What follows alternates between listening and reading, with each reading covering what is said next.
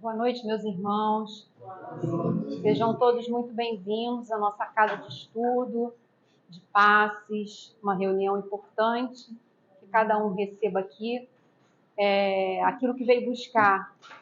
E para preparar o nosso ambiente, a gente vai pedir ao Ricardo que faça cantar a música, né, de abertura, para a gente preparar esse ambiente de forma amorosa para os trabalhos dessa noite.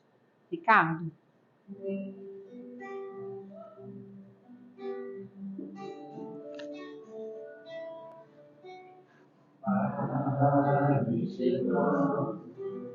Olhai por nós, dai-nos a bênção do Senhor. Padre Germano, olhai por nós, mostre-nos o caminho do amor. Espírito simples, mas superior, sempre pronto para nos amparar. Espírito vivo e fundamental, Padre, seu amor é imortal. Nosso serave é uma dádiva de luz, de caridade, sempre em nome de Jesus. Padre Germano, nosso mentor, fonte de ternura e de amor. Padre Germano, nosso mentor, fonte de ternura e de amor.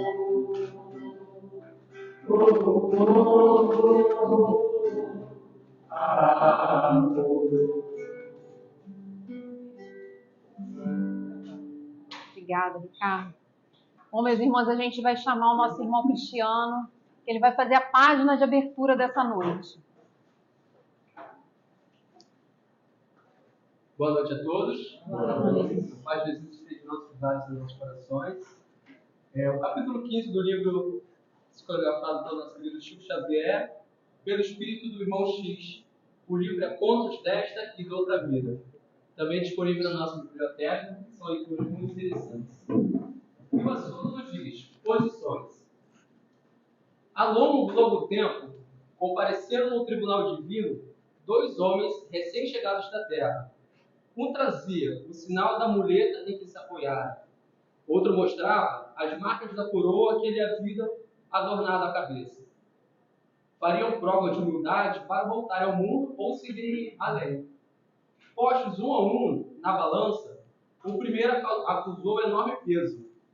Era ainda presa fácil de grupos inferiores, parecendo balão cativo. O segundo, no entanto, revelava grande leveza. Poderia viajar em demandas do segundo. Inconformado, contudo, disse o primeiro: onde a justiça divina, fui mendigo, paupérrimo, enquanto ele, indicando o outro, enquanto ele era rei. Passei fome, ao passo que muita vez vi o banquete lauto. Esmolava na rua, avistando na carruagem. Conhecia a nudez, reparando sobre o manto dourado, quando segui em triunfo. Vivi entre os últimos, ao passo que ele sempre aparecia como o primeiro entre os primeiros. Isso era um mendigo, passou a vida mendigando, comparando-se com a vida do que foi rei. O outro baixou a cabeça, humilhado em silêncio, o rei. Mas o amigo sereno, que representava o Senhor, falou persuasivo: viste-o na mesma farta, mas não lhe percebeste sacrifícios ao comer por obrigação.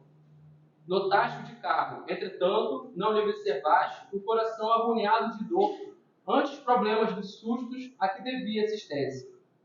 Fitaste sobre dourado manto nos dias de júbilo popular.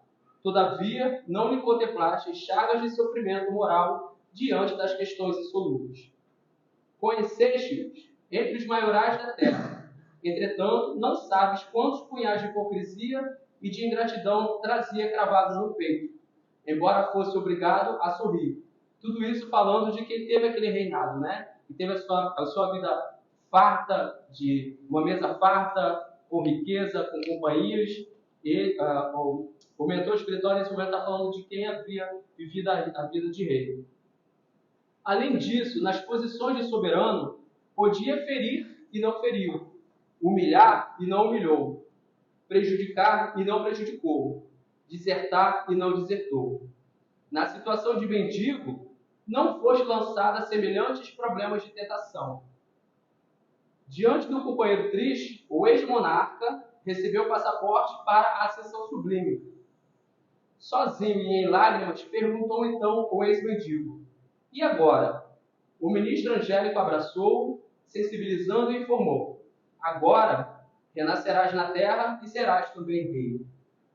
Ou seja, o mendigo agora, retornando, reencarnando, ele será rei. Então, fica como reflexão: será que a gente gosta tanto de apontar os defeitos alheios? Se eu tivesse uma boa condição financeira, não teria problema. Se eu tivesse um lar perfeito, eu estaria todo dia na casa espírita. Se eu estivesse bem casado, eu estaria na casa espírita. Se eu estivesse com dinheiro, eu estava na casa espírita. Então, o fulano não tem preocupação, o ciclano não tem preocupação, está sempre sorrindo. Porque a gente se preocupa tanto em criticar a vida do outro, como um mendigo, que ele se achou mais merecedor da misericórdia de Deus, porque ele foi mendigo, passou fome, passou frio, passou sede, do que aquele que teve riqueza, teve comida farta, teve companhias não tão agradáveis, mas que ele foi muito forte e resiliente a sucumbir às tentações que a riqueza nos traz, né? A ganância, a maledicência, a humilhação do outro. Então a gente tem que ver, antes da gente criticar o outro, pensar que o outro tem uma vida mais fácil do que a nossa, será que a gente, na posição dele, eu na sua posição, saberia agir melhor? Eu na sua posição saberia agir melhor? Se eu tivesse mais dinheiro, um emprego que me pagasse mais, ou se tivesse um relacionamento perfeito, né? Nós somos imperfeitos, então o relacionamento ainda não vai ser perfeito, né? Somente de Deus e Jesus por nós. Então, tiramos as travas dos nossos olhares e podemos acreditar um no outro e fazer assim: o que eu faria no lugar desse? Então, acolher mais, abraçar mais e criticar menos. Obrigado. Boa noite. Obrigada por isso. Bom, meus irmãos, vamos orar, vamos fazer a nossa prece inicial para a gente passar a palavra para a nossa irmã Edna, rogando a Deus, nosso Pai Criador, a Jesus, nosso Mestre querido, a Germano e sua espiritualidade amiga, que desde há muito aqui estão preparando esse ambiente, a todos que adentraram essa noite, esta casa, possam aqui receber aquilo que vieram buscar, que o amparo chegue a todos os nossos irmãos, encarnados, desencarnados, a todos esses nomes que são colocados nas caixinhas, que essa noite tudo possa transcorrer em paz. Pedimos à espiritualidade amiga que traga as bênçãos, os fluidos de saúde, paz para todos nós, e que aqui possamos ouvir aquilo que necessitamos. Pedimos a Germana e sua equipe e aos mentores da nossa irmã que ela possa ser inspirada a trazer a mensagem que nós precisamos ouvir. E sendo assim, Senhor, pedimos a permissão para iniciar os trabalhos dessa noite. Que assim seja, graças a Deus. Irmã, está contigo. Obrigada. Bom, para quem não me conhece, meu nome é Edna. Eu faço parte do grupo de trabalhadores do Irmã Sheila em Angra dos Reis. Fazia parte de uma casa aqui no Rio, mas fui morar por uma temporada em Angra e agora eu estou de volta por uma temporada. Não sei quanto tempo, mas louca para voltar para a minha casa espírita em Angra. E foi dada essa oportunidade que eu sou muito grata de estar com vocês. Aqui eu vinha como visitante, nunca tive a oportunidade de trabalhar, né? E agradeço a oportunidade desde já. Bom, vamos falar um pouquinho hoje sobre esse livro. Eu não sei, alguém aqui conhece esse livro? Alguém já leu esse livro, Conflitos Existenciais, de Joana de Ângeles? Então, vai ser muito bom. Porque tudo que for dito para vocês vai ser um pouco novidade. Mas eu aconselho de todo o meu coração que vocês leiam. É um pequeno livro de 156 páginas.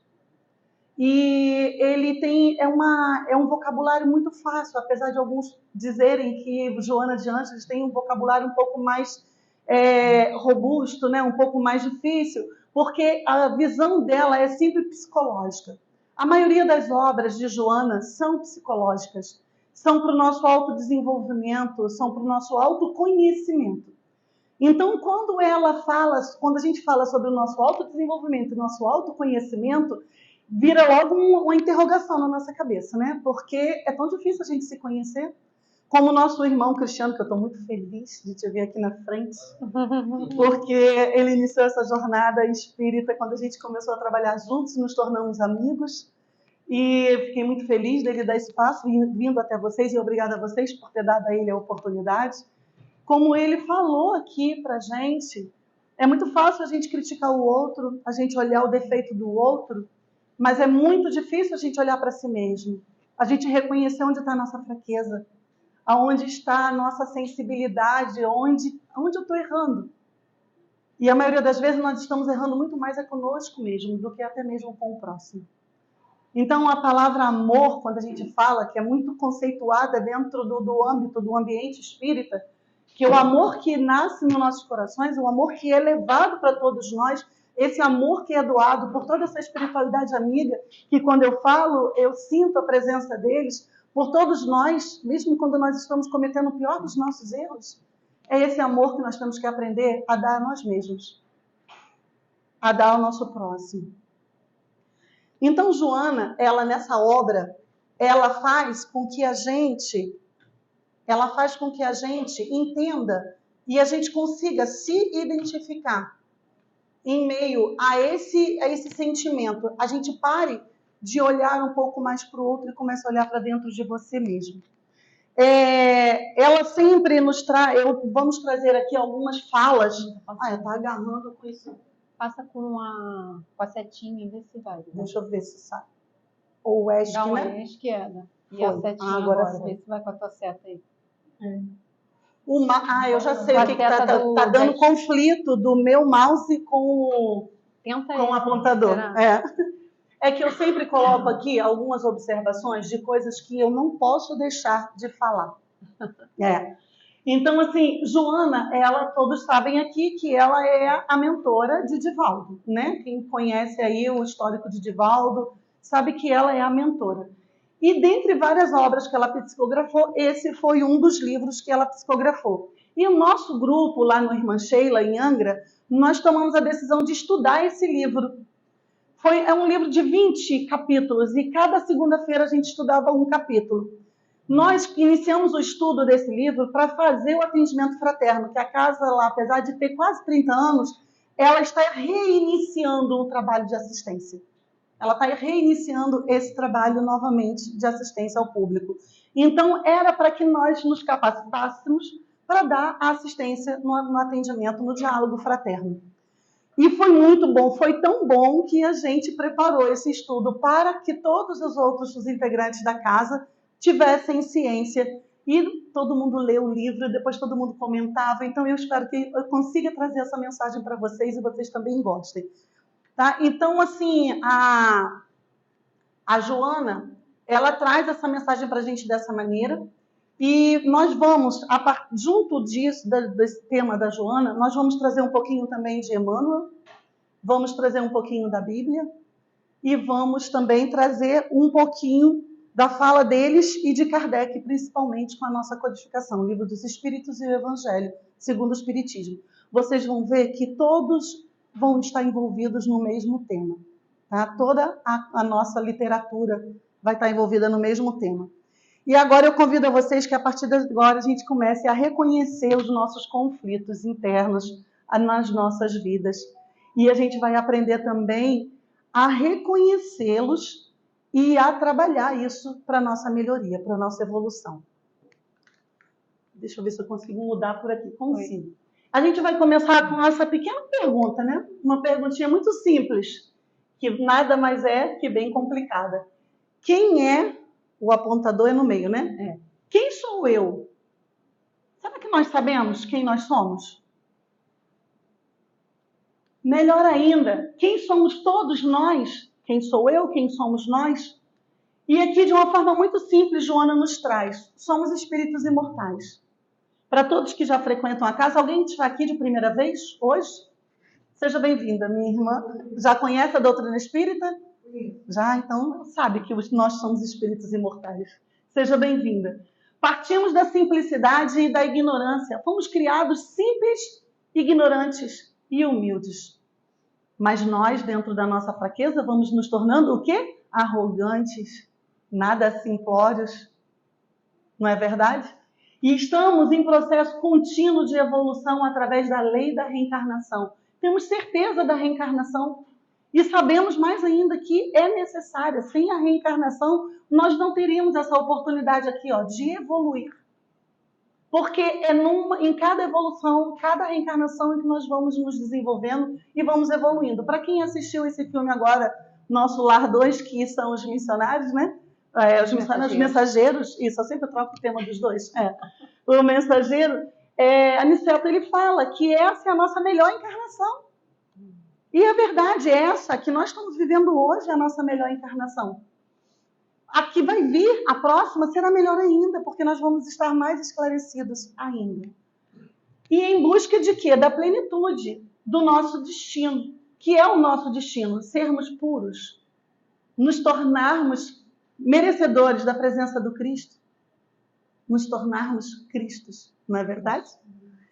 Então, a doutrina espírita nos traz esses elementos chaves, que são o espírito imortal, a simplicidade, a evolução, a reencarnação e a plenitude.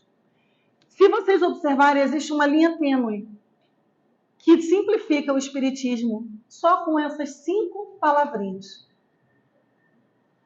no nosso traço de evolução, enquanto estamos aqui encarnados. E Joana nos faz refletir sobre os nossos comportamentos em relação a alguns conflitos que nós desenvolvemos nessa vida, nessa trajetória que nós estamos. Lá na página 11 desse livro, Conflitos Existenciais, Joana nos diz que somos seres reencarnantes. E ela diz essa frase: na raiz de todo processo aflitivo existe uma herança psicológica de outra existência, ressurgindo como necessidade de reparação, a fim de favorecer o espírito com novas aquisições, sem amarras, com os fracassos que ficaram no passado. Nós não acabamos de dizer que a nossa vida presente é a melhor que nós temos? Já conseguimos desde então na nossa trajetória evolutiva? E nós trazemos amarras do nosso passado, da vida anterior, de vidas anteriores, problemas, conflitos que nós estamos resolvendo hoje. Quantas vezes nós vemos crianças depressivas, entristecidas, que nós não sabemos o motivo daquela criança ser triste. Os pais buscam ajuda psicológica, espiritual e não conseguem entender por que a minha criança é triste. É porque ela já vem de um processo, de uma evolução, de um quadro depressivo, entristecido. E a Joana, ela cita, além dela confirmar e afirmar que a vida passada nos traz consequências para essa vida presente, e isso tudo nos influencia, ela nos faz recordar a seguinte frase que eu vou ler para vocês aqui. Quando fala da fuga psicológica, quando Joana fala das fugas psicológicas no livro, que sempre adiamos ou bloqueamos as causas, tentamos fugir da realidade e nos sabotamos, não buscando ajuda psicológica e espiritual. Quantas e quantas vezes nós nos sabotamos? Quantas e quantas vezes a gente tem um problema claro, evidente na nossa frente, que todo mundo que está à nossa volta percebe e a gente faz questão de ignorá-lo? Pessoas chegam perto da gente, não é verdade? Fala, fulano, você precisa de ajuda. Procura um psicólogo, procura um terapeuta, procura uma casa espírita. Nós somos espíritas, né? A gente sempre indica casa espírita. Vai para uma igreja, ora, que melhora, é uma frase muito verdadeira. Mas a gente se sabota. Não, isso não é nada demais. Ou muitas das vezes faz pior. A culpa é do outro que está lá me invejando, que está me secando, que está me prejudicando. Mas não assume que está faltando alguma atitude pessoal? Está faltando algum passo a ser dado em busca da sua melhoria? Então, hoje a gente vai refletir bastante sobre isso, tá bom? Mas também a gente sabe que se a gente trabalhar essas imperfeições, se a gente buscar uma melhoria, um crescimento, se a gente estudar, como vocês já estão estudando, como nós lá estudamos, e não é uma vez só não, a gente vai estudar a codificação 1, 2, 3, 4, 5, porque cada vez que a gente lê, que a gente estuda, a gente vai aprendendo mais ainda, porque a nossa mente vai se abrindo e a gente vai tendo um esclarecimento muito maior em relação àquilo do que você leu pela primeira vez. É muito diferente quando você já entende alguma coisa, você lê, nossa, então era isso que acontecia comigo? Então era por isso que acontecia? E palavras que às vezes são difíceis de você entender, aquilo se torna uma coisa muito simples de você interpretar. Porque a gente traz para a nossa vida presente. E quando a gente faz isso, a gente vai se libertando desses conflitos. Nós vamos corrigindo nossos pensamentos, vamos corrigindo nossas atitudes. E a gente vai evoluindo, a gente vai crescendo, a gente vai parando de sofrer. A gente vai fazendo escolhas melhores para a nossa vida presente. E assim a gente vai seguindo rumo a essa imortalidade tão desejada, né? Para chegarmos naquela condição da plenitude. E só depende de nós, única e exclusivamente depende de nós. E a gente não pode desperdiçar essa oportunidade. Joana continua dizendo que como todos os indivíduos são seres humanos em processo de crescimento, em conserto, por que em conserto? Porque somos sim, estamos todos quebrados. Estamos incompletos. E a gente precisa se consertar, a gente precisa se completar, a gente precisa se ajustar. Na trajetória carnal, porque ainda portadores de imperfeições, que imperfeitos que somos, de vários tipos, a aceitação de si mesmo conforme se encontra é recurso valioso para a compreensão dos limites que caracterizam os demais, tornando-os tolerantes em relação às faltas alheias em face das próprias condições agora conhecidas. A leitura que o nosso irmão trouxe, eu não sabia que ele ia trazer essa leitura. Vocês acham que foi coincidência ele ter escolhido esse tema? Ali a comparação do mendigo com o rico, olha aqui a comparação, a intolerância que nós temos muitas das vezes, não só conosco, mas com o próximo. Nada é por acaso. Ele foi intuído para trazer essa leitura, para fazer, e fez esse link, que eu nem esperava falar com isso agora. Mas a gente não tem como a gente não fazer esse link. Tal qual o nosso Evangelho no Lar, que a gente abre o primeiro livro, abre o segundo, quando vê, um complementou o outro. Por quê? Porque a gente precisava ouvir aquilo. Principalmente quando você abre aleatoriamente, que cada um faz de um jeito, né? Eu faço aleatório. Então, Joana, nessas palavras, ela fala durante o ensinamento dessa frase, ela fala de um sentimento que eu tenho certeza que todos nós aqui já tivemos. A raiva. Alguém aqui nunca sentiu raiva? Não existe um ser humano que nunca sentiu raiva, né? Gente, a gente acha que a raiva é algo que faz mal só para o outro. Faz, porque se você está com raiva de alguém, você está emanando energias, pensamentos e sentimentos dolorosos, são farpas que chegam naquele irmão. Mas aquilo faz tanto mal para a gente. E eu vou ler para vocês o que Joana nos explica, porque ela fala de uma forma muito científica também, né, de uma forma patológica. Ela fala como o nosso corpo físico funciona, patologicamente falando. Coisas que se a gente for um médico, o médico vai dizer exatamente isso que ela falou, até porque ela tinha conhecimento, né? Ela, na trajetória dela, né, ela tinha conhecimento de enfermagem e outros mais. Então ela diz o seguinte, que esse sentimento por si só da raiva já nos tira a paz, porque ela traduz uma elevada descarga de adrenalina e cortisol do sistema circulatório, nosso corpo todo, que alcança o sistema nervoso central, que se agita e produz ansiedade. Mantém o sangue na parte superior do corpo, resultando em diversos prejuízos para as organizações físicas, emocional e psíquica. Quem tem pressão alta no momento de raiva, o que vai acontecer? A pressão vai vir a pico, não vai? Aí sujeita ao quê? A um infarto, a um derrame. Quem tem uma tendência a um desmaio, a uma síncope, ou um surto psicótico, vai dar um surto, ele vai perder o controle, ele não vai conseguir mais controlar. A adrenalina, o sangue agita de tal maneira que você sente dor. dor física. E ela fala claramente sobre isso, sobre a parte psicossomática, o quanto isso nos traz uma descarga que traz intolerância para o nosso corpo. Doenças que nós chamamos de psicossomáticas. Ah, Edna, o que é isso, uma doença psicossomática? É a nossa mente e o nosso corpo doente ao mesmo tempo. Tudo por quê? Por sentimentos pequenos, que a gente faz questão de valorizar demais. Ah, o fulano pisou no meu pé. Pisou no meu pé. Que raiva que eu tô dele. Não.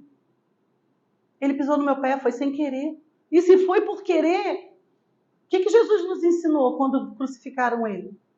Senhor, tende piedade. Eles não sabem o que fazem. Não é isso?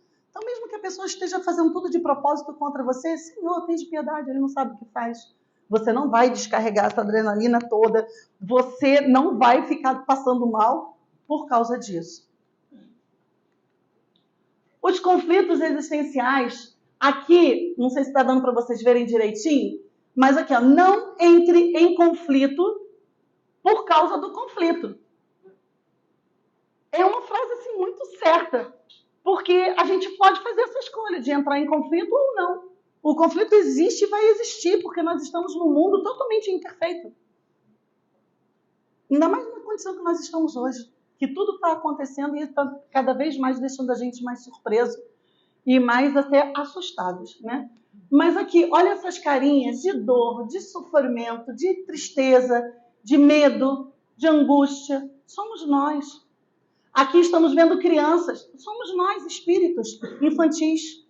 Somos todos bebezinhos ainda, na visão espiritual. Apesar de cada um termos a nossa idade, aqui poucos jovens, acho que só, tem pouquíssimos jovens, né? Pois é. Temos aqui a nossa convidada também de Angra, lá do centro de Angra dos Reis. Que bem. Pois é. Então, mas olha aí, nós somos todos esses aqui, ó, essas crianças espirituais. Em espírito somos esses. Vivendo todas essas carinhas, esses desesperos internamente. Quantas vezes estamos com um sorriso no rosto, mas só Deus sabe o que está se passando dentro da gente? A dor física que a gente está sentindo, a dor emocional por um divórcio, por um problema com o filho, com o marido, com um familiar doente. Quantas vezes esse choro ou esse olhar diz tudo? E a gente sorri e finge que nada está acontecendo. Não é verdade? Então, Joana nos fala ali que os conflitos existenciais sempre existiram, desde que o ser humano passou a viver em grupos, tendo a insatisfação como principal fonte das dificuldades existenciais. Tudo começa por aqui, ó, pela insatisfação. Se nós vivemos em grupo, como é que a gente vai estar satisfeito com tudo o tempo todo? Nunca. Um pai tem 5 filhos. Cada um tem um comportamento diferente. Um traz alegria, outro traz decepção, outro traz desilusão, outro traz orgulho. Mas são 5 filhos, cada indivíduo. Cada um é um ser em evolução e cada um de uma forma diferente.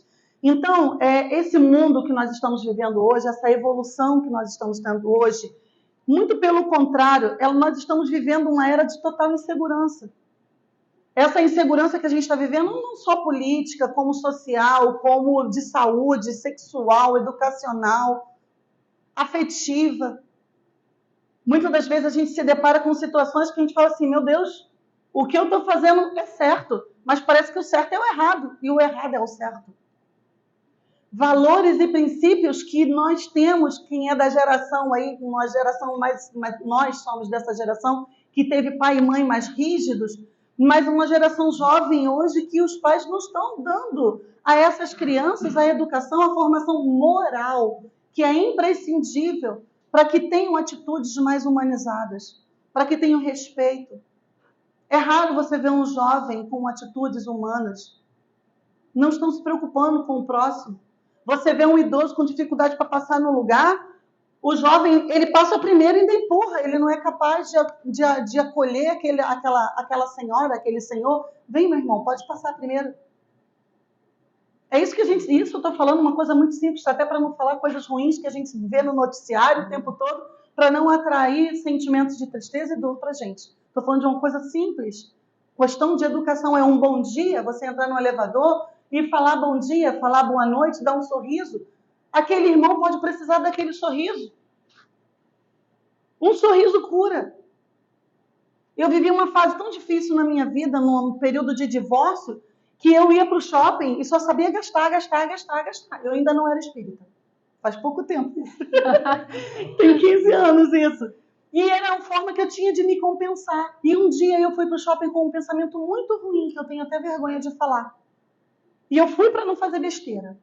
E quando estava passando pelo shopping, eu vi um homem vindo na minha direção, que até hoje eu pergunto ainda aos meus mentores espirituais quem era aquele homem. Mas eu tenho certeza que aquele homem só eu vi. Com uma roupa, uma túnica branca, uma roupa branca. E ele sorriu para mim. Quando ele deu aquele sorriso e passou e falou, sorria, o seu sorriso cura. E eu me senti curada com aquele sorriso que eu recebi. E eu procurei, olhei de novo para trás, cadê? Não encontrei mais. Tudo bem, o shopping estava lotado, mas eu não vi mais. Eu falo, até hoje eu falo, eu me arrepio. Naquele dia eu tenho certeza que eu recebi, foi o meu primeiro contato com a espiritualidade, com o meu benfeitor.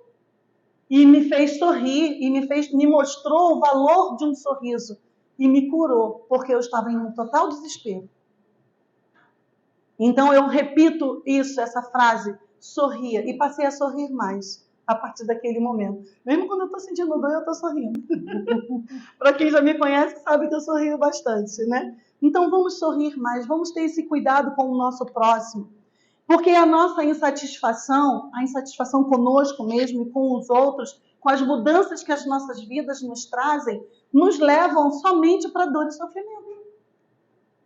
Aquele jargão, aceita que dói menos, é muito verdadeiro, apesar de eu não gostar muito dele, mas é verdadeiro, aceita.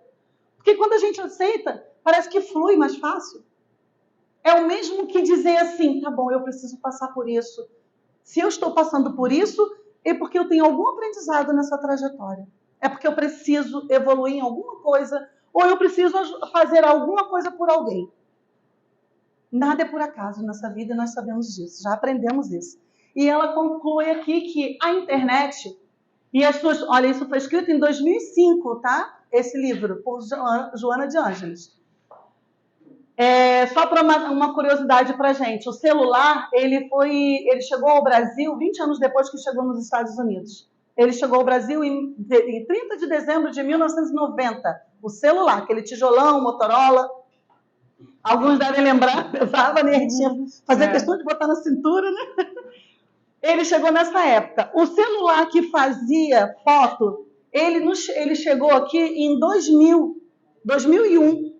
Joana nos escreveu isso em 2005, que foi psicografado esse livro, 2005. Então, o primeiro celular que fazia foto chegou ao Brasil em 2001. Gente, ela fala de selfie, ela fala de internet. Essas palavras não são da Edna, não. São de Joana. Eu fiz questão de trazer textos dela, para não dizer que sou eu que estou falando.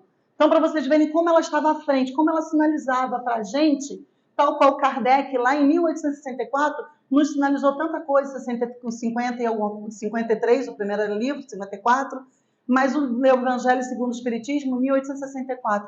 Quanta coisa eles nos trouxeram, nos sinalizando, assim como Jesus, né? Há 2024 anos atrás, falando por parábolas, porque ainda não tinham compreensão para entendê-lo, nos sinalizava tantas coisas.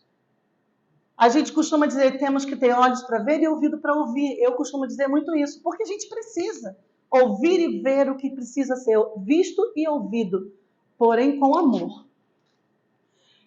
E essa insatisfação é o que realmente nos atrapalha nessa jornada e pode gerar esse conflito. A internet e as suas ramificações das redes sociais promovem padrões equivocados, incertezas e perda de afetividade, contribuindo para que desenvolvamos relações frágeis e vazias. Quantas pessoas, muitas das vezes, colocam lá uma foto de uma outra pessoa com um estereotipo totalmente diferente do dela para conquistar alguém? Ela não está se sabotando? Aquele sabotagem que a Joana fala lá no começo, ela não está se sabotando? Ela está se enganando, ela não está enganando o outro, não, ela está enganando a si mesma. Porque ela não se aceita como ela é. Nós vamos ver aqui para frente um pouquinho. Antigamente, a Miss Brasil era tudo cheinha, como eu sou, né? Assim. E eram muito bonitas e eram conceituadas Misses. Hoje, uma Miss, para ser Miss, ela precisa pesar no máximo 50 quilos, tem que ser quase que anorexa. Tem que ter quase 1,90 m. São coisas que nós, seres humanos, criamos como estereotipos, como marcamos aquilo para excluir as pessoas. O objetivo é unir, a gente vai excluindo, né? A gente vai separando. E ela vem nos trazendo isso dessa maneira. E quanto mais a população vai aumentando, o planeta vai se desenvolvendo, mais esses tipos de coisas vão acontecendo, mais o medo vai surgindo, ansiedade, solidão, e tudo isso vai gerando os nossos conflitos. Aqui, tipos de insatisfação que causam esses conflitos existenciais. A autoimagem, como nós falamos, se é feio, se é gordo, magro demais, baixinho, deficiente, etc. Nível social, pobre, sem estudo. Olha aí o exemplo da nossa leitura no início. Se é sexual, se é ético, se é moral, se é religioso, homossexualidade, vítimas de abuso, violência.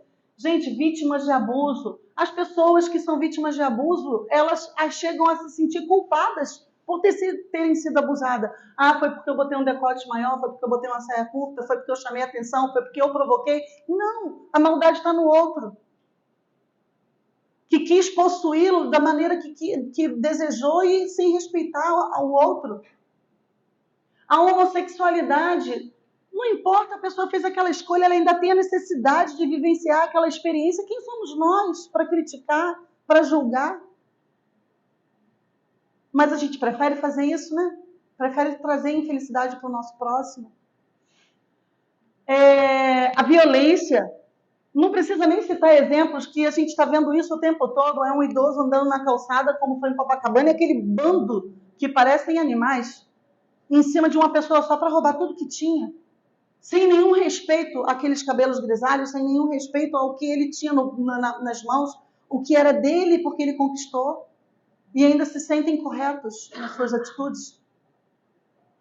E os valores, onde estão? Né? Então, estado civil, se é casado ou divorciado, são insatisfações, tá? Eu estou insatisfeita porque eu sou divorciada. Eu não consegui mais nenhum relacionamento, por isso eu estou insatisfeita. Por quê? Talvez não foi uma escolha, mas tem pessoas que julgam, porque a pessoa está divorciada. Já passei por esse tipo de preconceito. Edna, eu não quero mais que saia com fulano, com você, não. E eu procurava a pessoa, vamos sair um pouquinho, eu estou precisando. Edna arrumava uma desculpa, eu percebi o que era. Porque eu me divorciei, eu me tornei uma pessoa imprópria para sair com uma mulher casada. Então isso acontece, infelizmente ainda acontece. A discriminação, né?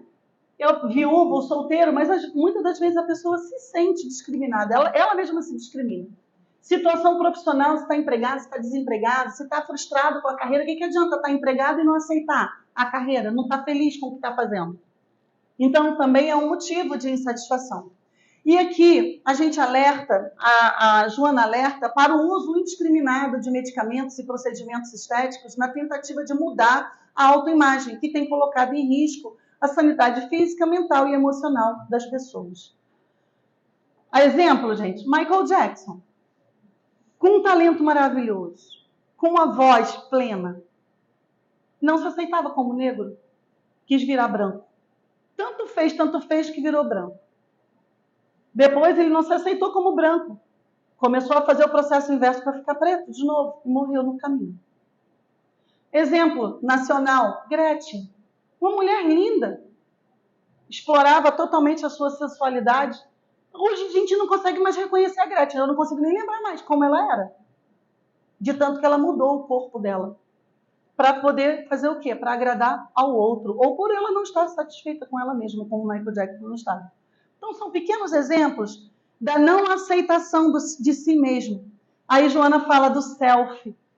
A palavra lá em 2005, selfie. Gente, eu comecei a ouvir falar selfie porque a gente está no Brasil e hoje em dia a gente tem mania, né?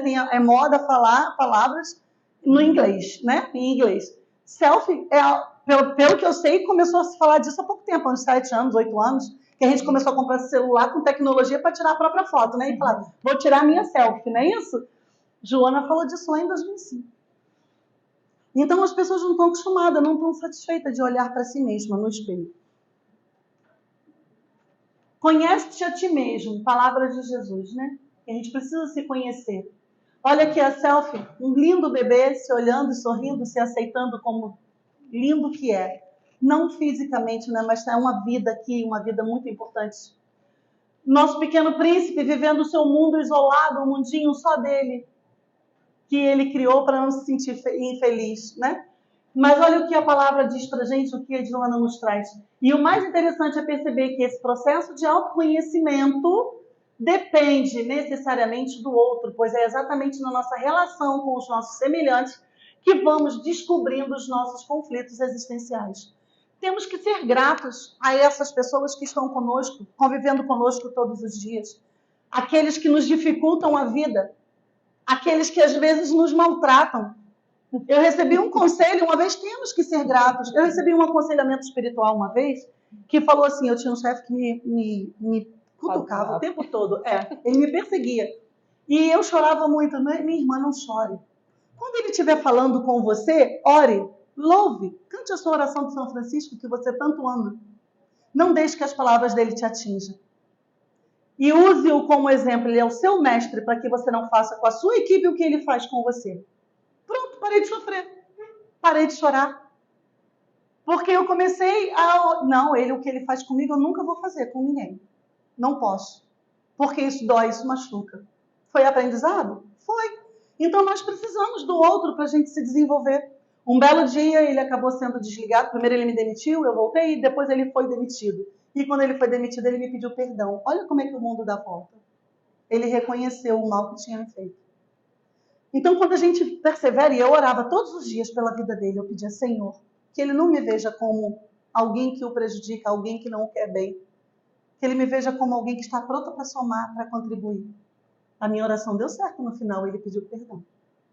Então, são comportamentos que a gente precisa ter. E também no relacionamento interpessoal, que podemos trabalhar esses conflitos na busca da maturidade espiritual através do exercício da convivência diária. Era um exercício todos os dias. Eu trago esses exemplos para vocês, gente, porque é melhor falar de mim do que ficar falando do outro, não é verdade? Até porque muitas das vezes a gente tem até bastante experiências no atendimento. Quem faz fraterno sabe o quanto experiência a gente ganha, o quanto a gente aprende ouvindo a dor do próximo. Mas eu prefiro compartilhar a minha, porque eu aprendi com todas elas. Então, essa virtude, essa paciência, né, que aqui Joana fala, é uma virtude altamente treinada a partir da relação com o outro. Todos nós precisamos ser pacientes. E se nós não tivermos o outro para nos ajudar nessa jornada, como é que nós vamos aprender a ser pacientes? Então, é aí que a gente precisa dar valor a esses irmãos. Bom, aqui algumas respostas emocionais negativas a esses conflitos que a gente cria nas nossas vidas. Medo. Quantas vezes a gente tem medo? Medo de uma doença, medo da morte. Ah, estou doente. E essa doença vai me matar? Não vai me matar? Alguém aqui tem medo da morte? Tem medo da morte ainda? Tem. Eu, depois que eu me tornei espírita, eu não tenho medo da morte mais, não. Sério. Não tenho mais medo, não. Procuro fazer as coisas da melhor maneira possível, mas eu perdi esse medo. Eu tinha muito medo da morte. Agora eu não tenho mais, não. Como, não de desencarnar, mas como desencarnar. Aí isso me dá uma certa pressão. Mas morrer, não vou voltar. É a certeza que nós temos. Uma violência, um tiroteio. Mas se você for merecedor da graça, você não vai nem sentir nada. Ainda que trabalha para você ser merecedor da graça. Ainda que seja uma morte difícil, Isso. você vai ser... Já vi estudos que num acidente você não sente, não vê nada. Então, assim, é tudo muito rápido, né? Ou simplesmente você acorda, desperta no outro plano. Então, esses medos, eles da rejeição, do fracasso, isso tudo traz o nosso desequilíbrio emocional. Sentimento de culpa. Nós botamos em vermelho o sentimento de culpa, porque Joana traz mais uma frase para a gente de alerta. Ela fala assim, que a culpa é um algoz persistente e perigoso que merece orientação psicológica urgente. Que a culpa encontra sintonia com as paisagens mais escuras da personalidade humana. O que vocês entendem com a paisagem escura da personalidade humana? Alguém aqui sabe dizer? Com a sombra, E o que tem na sombra? é o nosso tesouro, né? Os nossos obsessores. Também. Então, se você caminha nessa jornada, se você fica com a culpa, você inicia um processo o quê? De depressão. Tristeza, angústia, depressão. E seguido a isso, o que você traz? Aqueles irmãozinhos, muitas das vezes cobradores, que vão estar ali querendo tirar de proveito daquela tua dor, daquele teu sofrimento. Então, vamos parar de sentir culpa. Alguém aqui não sente culpa? Ou sentiu em algum momento na tua vida? Acho que não, né? Todo mundo passa por isso. Não se culpam. Não se culpem. A pronúncia Principalmente quem é mãe, né? Principalmente quem é mãe. Mãe Faça já o tem, seu melhor né? sempre. O DNA. Isso, porque acha que falhou em alguma coisa, né? Exatamente. Então, assim, não se punam dessa maneira, porque não vai levá-los a bom lugar. Procurem ajuda. A gente pode buscar ajuda de várias formas diferentes. E nós vamos citar aqui à frente um pouquinho.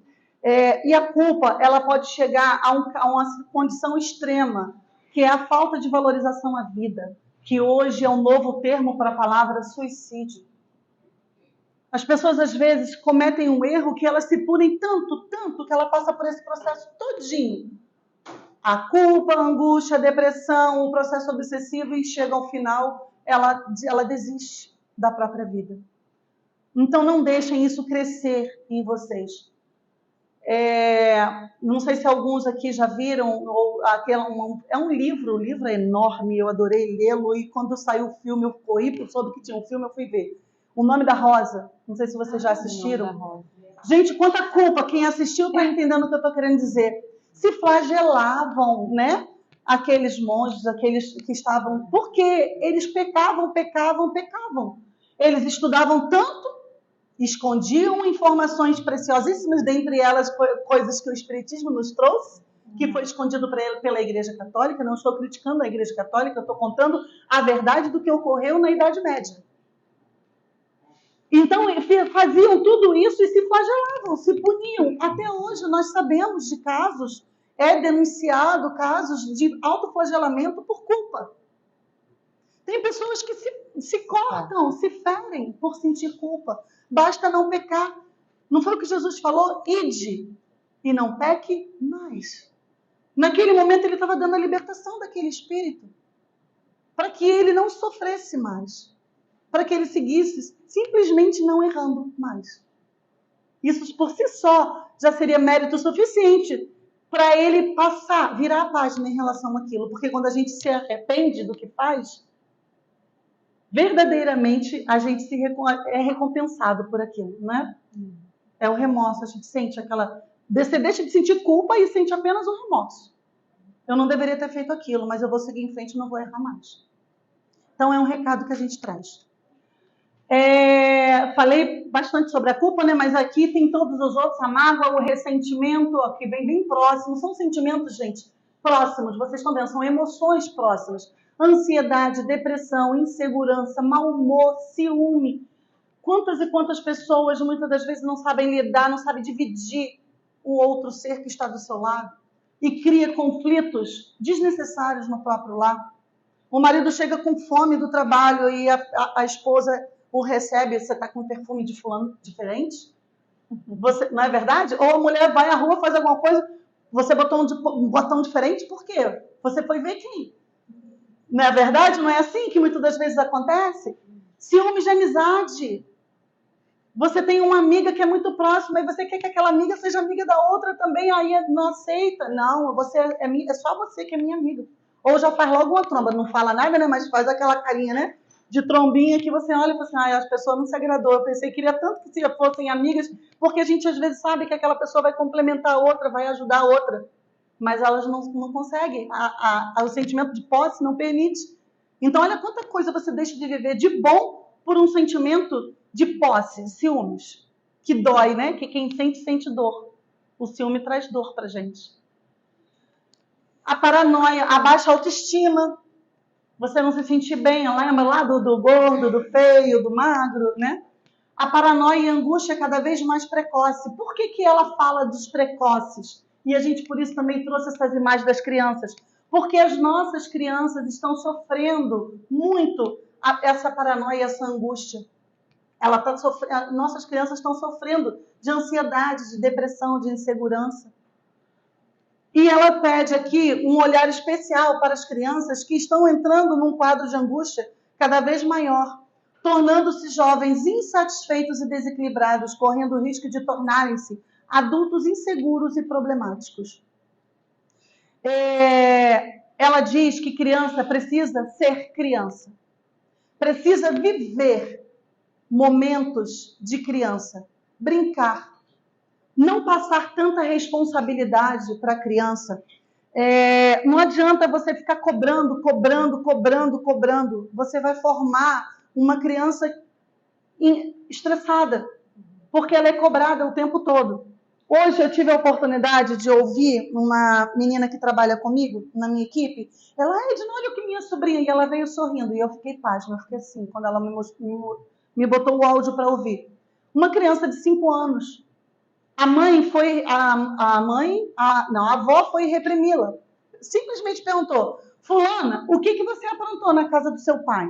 São pais separados. E a avó foi perguntar para ela, porque recebeu lá o recadinho que ela aprontou na casa do pai, quando foi passar o final de semana na casa do pai. E ela, com toda a autoridade do mundo, com apenas 5 anos, por que você está reclamando comigo? Para quê? Você não pode brigar comigo. O que eu fiz não interessa. 5 anos. O que eu fiz não interessa. Quer saber de uma coisa? Por que você não briga com Bia, com fulana, com Beltrana? Eu vou me afastar de você, eu não quero mais ficar perto de você. Uma criança de 5 anos. Sabe lá como essa criança está sendo tratada? Como essa criança está sendo desenvolvida na sua formação moral? Para ela criar uma defesa tão agressiva como aquela, eu falei, ela só tem 5 anos e uma dicção perfeita. Olha os nossos serzinhos inteligentes chegando para desafiar-nos. E que tem uma inteligência avançada, mas com a moral baixa. Que nós precisamos estar vigilantes. Porque são crianças que quando você diz um não, ela não vai aceitar aquele não. Ela vai reagir.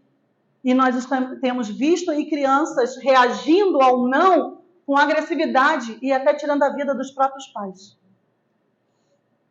Então, vamos prestar atenção nisso. Vamos deixar essa criança ser criança sem cobrar tanto, mas educando cada uma delas com amor, ensinando os valores morais. E essa responsabilidade é de todos nós. Eu não tive filho, mas eu tenho sobrinhos. Eu tenho sobrinhos netos, que uma delas é bem parecida com essa criança. Que você, às vezes, precisa sentar no chão junto dela e olhar no olhinho dela e falar, não. Não é não. E você vai ficar quietinha e você vai ouvir esse não e vai se comportar. Senão você vai receber outro não. E é difícil. É muito difícil. Se alguém tem uma criancinha, um espíritozinho desse dentro de casa, sabe como é difícil lidar com ele. Não é verdade? É muito difícil. Então a gente precisa ter esse olhar, esse cuidado com as nossas crianças. Evitar fazer barganha com as crianças. Palavras de Joana, tá? Não é da Edna. Você precisa passar no ano letivo. Tá. O que você quer em troca disso? Eu quero um iPhone. Tá. Passou, você deu o iPhone. Sabe como vai ser esse adulto no futuro? A pessoa vai chegar perto dele pedindo alguma coisa ou querendo ajuda de alguma coisa, só se você me oferecer alguma coisa em troca.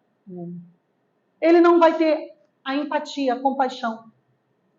Agora, se ele não passou, ele não conseguiu ser bem-sucedido, e ele não passou e você não deu o iPhone, ele não vai saber lidar com aquilo, ele vai entrar em sofrimento profundo, porque ele não sabe ouvir o não.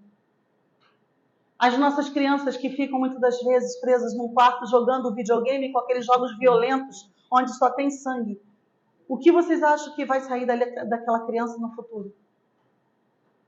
O ataque vai ser muito mais rápido do que se alguém feri-lo, ele vai atacar primeiro, para ele não sair ferido, não é verdade? É isso que acontece, né? É o que a gente tem visto aí nos Estados Unidos e outros lugares, crianças cometendo atrocidades. Falta quanto tempo? Já está acabando. Então, resposta comportamental para os conflitos. Uso e abuso de drogas lícitas e ilícitas, porque aí depois de passar por todo esse processo, você começa a cair para as drogas, começa a cair para o alcoolismo, para frigidez, a ninfomania. Para quem não sabe o que é a ninfomania, é a frequência compulsiva por sexo, que é a chamada hipersexualidade. Intolerância, ser intolerante com o próximo, não tem paciência de ouvir, já aquilo está incomodando, dá vontade de sair correndo. Agressividade e alta agressividade, como nós falamos, daqueles que se autoflagelam. Possessividade, ó, o ciúme aqui. Autossabotagem, quando você se engana e você se ilude. Nessas sequências aqui, Joana nos traz que aqueles conflitos existenciais acabam se tornando transtornos psicológicos. Olha como é que o processo evolui até chegar na parte no transtorno. E vocês vão se identificar aqui com muitos deles. Aqui nós só temos 15 deles, mas o livro fala de 20. E ela fala, a criatura humana está destinada à plenitude avançando não poucas vezes, sob injunções dolorosas que resultam da ignorância ou da má utilização dos recursos preciosos que se lhe encontram ao alcance. Então, olha aqui, injunções dolorosas, fuga psicológica, vazio existencial, você não se reconhece, você vive num mundo que você quer... O Pequeno Príncipe, né, o mundinho dele, né? A preguiça, o quanto a preguiça nos anula de tudo. E é o que a gente mais tem visto, comportamentos de preguiça. Ah, eu quero um copo d'água, mas não estou a fim de levantar para ir lá pegar aquele copo d'água. Fica com sede, prejudica o teu rim. Eu estou falando de uma coisa básica. Mas tantas outras coisas, precisa estudar. Ah, não vou estudar, estou com preguiça. E isso você vai deixando o quê? De evoluir, de desenvolver, né? Raiva, que nós falamos aqui, ó, da raiva. A neurastenia, que é um termo também patológico, transtorno psicológico caracterizado por mudanças no funcionamento do sistema nervoso, que causa fadiga, cansaço extremo, fraqueza, dores no corpo, mal-estar sem causa aparente. Voltando a falar lá das doenças psicossomáticas. Você imagina um sentimento desse? E aqui Joana fala sobre cada um deles, tá? E aqui são 2 temas, aqui outro, aqui mais 2, e assim vai. Medo, fobia, uma coisa totalmente diferente da outra. Para mim é surpresa que quando você vai lá no dicionário parece que é a mesma coisa, né? Mas não é não. São 2 sentimentos diferentes, por isso que eu sugiro que vocês leiam o livro.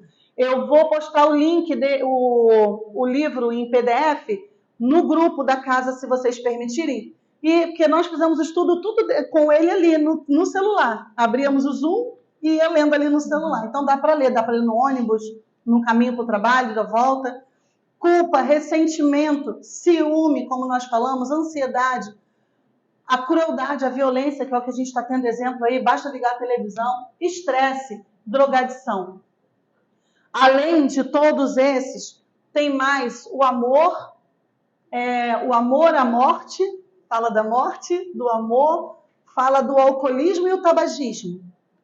Então, assim, para vocês verem quantas coisas ela cita do nosso dia a dia, da nossa rotina. E a gente traz para vocês assim, Edna, como é que a gente pode superar tudo isso? Porque nós podemos superar esses transtornos todinhos, se a gente se autoconhecer. A gente supera fazendo uma terapia, que é um custo muito menor. Hoje em dia tem terapias que você faz com psicólogo ou não, que a diferença do terapeuta, não sei se todos sabem, para um psicólogo, aqui tem algum psicólogo? Tem? Não? A diferença é que o terapeuta não tem o nível superior e o psicólogo tem o nível superior. Então você pode fazer uma terapia com um profissional. O SUS tem, se você se cadastrar no CRAS, você consegue fazer esse tipo de tratamento gratuito, se você não tiver um plano de saúde. Então você conversa, é você colocar para fora. É aquele copinho que está cheio, que está derramando, e você consegue esvaziar um pouquinho para você ter fôlego e continuar seguindo a sua jornada. Então é um terapeuta, é um psicólogo, é um psiquiatra. Ah, não sou maluca, Edna, não vou no psiquiatra. Gente, o psiquiatra é formado na medicina e ele é o único que pode te ajudar com uma medicação, se você precisar dela. Qual o preconceito, qual o problema de você fazer uso de uma medicação que vai te ajudar a superar um momento difícil na sua vida, para você não fazer escolhas ruins? Nós temos muito preconceito com essa profissão. A gente vai no ginecologista, que é mulher, né? Sofre ela na mão do ginecologista, vai no ortopedista, vai no fisioterapeuta que te aperta, te amassa toda para poder você parar de sentir dor, mas você não vai no psiquiatra. Por que você não vai no psiquiatra? Porque você tem um preconceito. Vão me chamar de maluca? Não é isso? Mas ele vai te ajudar. Então, vamos dar oportunidade à Casa Espírita no diálogo fraterno, que traz tanto conhecimento, tanta ajuda para a gente. Então, tem muitas ferramentas no AA, para quem tem a dificuldade com a bebida. Tem muita, a Igreja Católica, a Igreja Protestante, todos têm grupos de autoajuda que a gente pode buscar e nos desenvolvermos. Como lidar com os conflitos e as insatisfações. Aqui ela ensina como a gente lida com eles. Investir no autoconhecimento, procurar um bom profissional, terapeuta, conhecer seus medos, suas limitações, quer dizer, o autoconhecimento. Desconstruir conceitos e crenças impostos pela sociedade, a gente não ficar engessado. Entender e acreditar que mudar é algo necessário e nos traz novas possibilidades. Não é uma coisa ruim você mudar, é uma coisa boa. Criar estratégia de ação, que são ótimas ferramentas para se libertar das amarras, para trabalhar a coragem. Substituir o sentimento de culpa e autopiedade pelo respeito a si mesmo. Olha que a gente falou lá da culpa. Respeitar suas limitações, mas se responsabilizar pelos resultados das suas ações, que nós somos responsáveis pelos nossos atos, nossas escolhas, ao nosso livre-arbítrio. Pedir desculpas ao encontrar uma forma de consertar o erro, ser humilde acima de tudo. Procurar entender o lado do outro, que isso se chama empatia, exercitar o auto-perdão, isso é muito importante, não somos perfeitos, ninguém é. A gente precisa aprender a se perdoar, acima de tudo. Não é só o outro, não, é a si mesmo. E colocar em prática o amor, o perdão, o respeito às diferenças, enfim. Praticar as leis divinas, a caridade e o amor. Não vai dar tempo, que eu estou aqui com 52 minutos de fala. Eu vou parar aqui com essa, não vai dar tempo, eu acabei entrando muito com exemplos para vocês. Eu gosto de participação, então aquilo vai trazendo, né, mais informações. Mas fica uma dica para vocês da questão 459, aqui, eu vou passar à frente, da questão 459 do Livro dos Espíritos, o quanto os espíritos influenciam nas nossas vidas, então para a gente não dar abertura para que haja esse tipo de influência. E também no Evangelho segundo o Espiritismo, e olha lá em 1864, Kardec já nos falava das atuais aflições. Então vejam como tem um link em tudo que Joana nos trouxe. E Emmanuel, falando no livro Segue-me, sobre recordar que a vida sempre é uma grande escola, nós estamos aqui como eternos aprendizes. A casa, né? Aprendizes do bem, não é isso? Então somos eternos aprendizes. Aqui é uma escola maravilhosa que nós estamos aprendendo todos os dias. Cada criatura estagia no aprendizado de que necessita. Então essa minha vida está muito ruim, é porque eu preciso viver essa experiência. Daqui a pouco vai ficar boa. Nada é eterno, só o nosso espírito. E ele necessita desse aprendizado, desse trabalho. E aqui, para finalizar, nós trouxemos um exemplo da lagarta que se rasteja, é feia, às vezes até é bonita, né? Mas eu acho todas elas feias, que eu tenho pavor delas. Pavor. Mas nós sabemos que ela passa por uma metamorfose e ela se transforma numa borboleta linda, que eu tenho coragem de estender as mãos e recebê-las nas minhas mãos, como já aconteceu. Olha, a pessoa tem medo da lagarta, mas não tem medo da borboleta, mesmo sabendo que é a mesma coisa, só transformada. Olha para você ver como nós somos a nossa consciência, né? E aqui reconhece-se o verdadeiro espírita pela sua transformação moral e pelos esforços que emprega para domar suas inclinações mais. Palavras do nosso Evangelho, no capítulo 17, item 4. E aqui, como borboletas que somos, nesse nosso processo de transformação, de evolução, essa metamorfose que faz a gente refletir, faz a gente aprender, faz a gente se desenvolver, faz a gente superar nossos conflitos, nossas dores. Eu trouxe isso tudo para vocês hoje com o objetivo único e exclusivo de despertar em cada coração aqui presente a necessidade de se reconhecer. A necessidade que nós temos, que nós precisamos de nos ajudar, de buscar ajuda e de ter muita coragem, porque não é fácil dar um passo no caminho da cristandade. É muito difícil, mas não é impossível. E nós nos tornamos felizes por isso. E eu dou parabéns a todos vocês, porque aqui estão todos em busca dessa plenitude que nós almejamos. Parabéns a todos. E obrigada pela noite. Obrigada. Bom, minha irmã, gostaria muito de agradecer Eu que agradeço a o seu oportunidade. estudo, porque realmente falar de Joana é desafiador, né? E você conseguiu assim trazer muita experiência, a sua vivência foi ótimo. Muito obrigada. Eu que agradeço a oportunidade. E eu gostaria de me despedir dos nossos irmãos que estão nos assistindo, desejando muita paz a todos.